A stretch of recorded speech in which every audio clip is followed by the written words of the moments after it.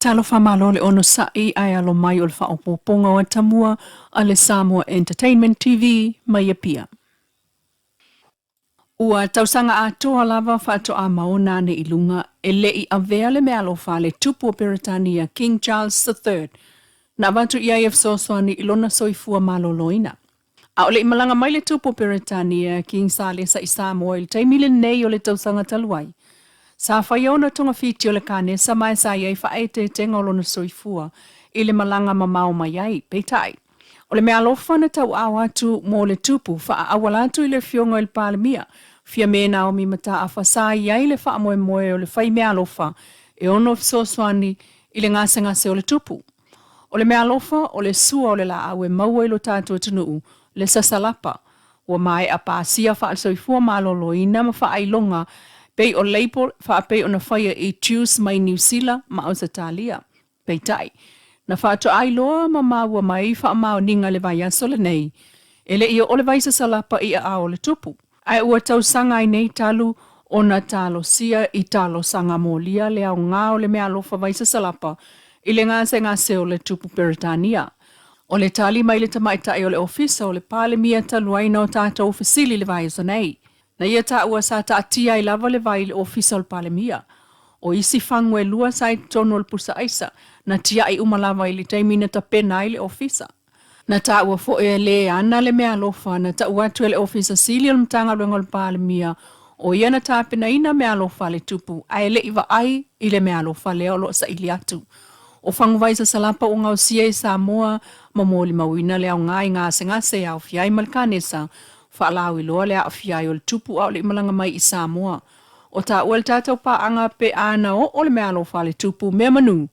Ele ngata ina fisosoani mo ia ai manatu o sesi fo ile nā whai toa mo lea o loa whaatau atu i fafo a Samoa.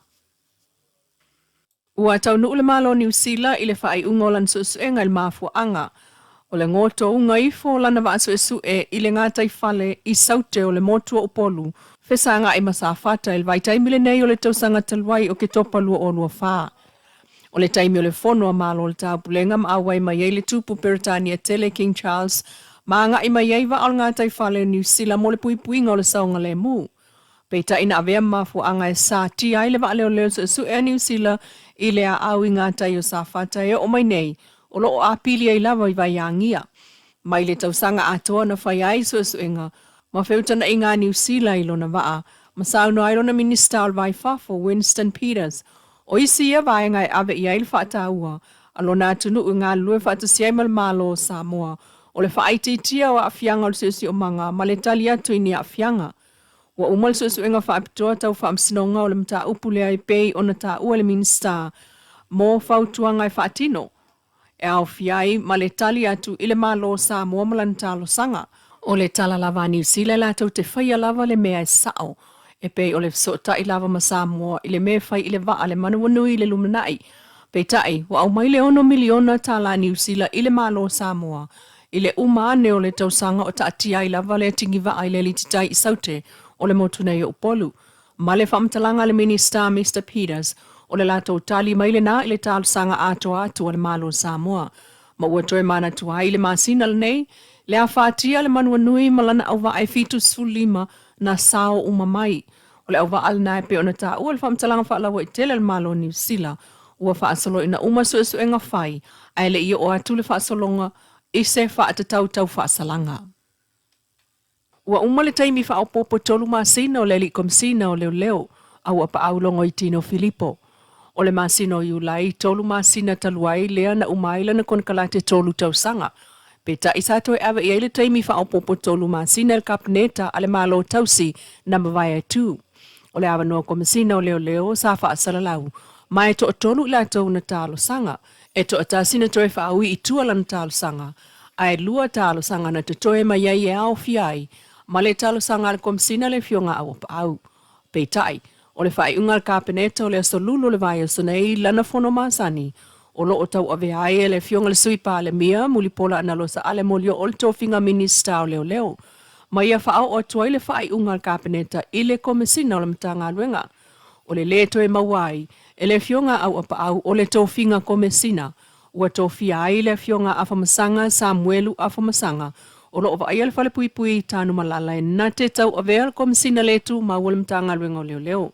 Na maua e tātou telefou e leima seisi o sui komisina o iei nei na apalai pena talo stanga i le avangoa komisina ina ua whaasalalau. E ono toi whaasalalau wai le avanoa mo se komisina o le mtanga luenga o leo leo. E umane ai nei le tolu tau sanga ma le tolu masina o le konkalate au apa au. Ai ua le masina o whai tionga ma upu so ona la lafo a tangia i lunga so ta inga televave whaasanga i le tautua a lea fo i tamali. Ta luma ta upu ma ale ale na o atu i le whaamasinonga e au fiai ma le maliu o le tama onga le universite tu au ma le tino. Ua lua komisina o le matanga aluenga ile i maua le aveta vale na maliu wai. Maleisi maliu lilo e pei o le aveta avale solo solo, le sunga semi le au, lea na maua maila na taxi i tangata na lato wo e ta fafao le matafanga, ai misi te lio lilo lava, le tino o le ave taxi. O le fionga le sui pale mia muli pola ana losa leo lo ova aiel mtanga rengo leo leo ili taiminei.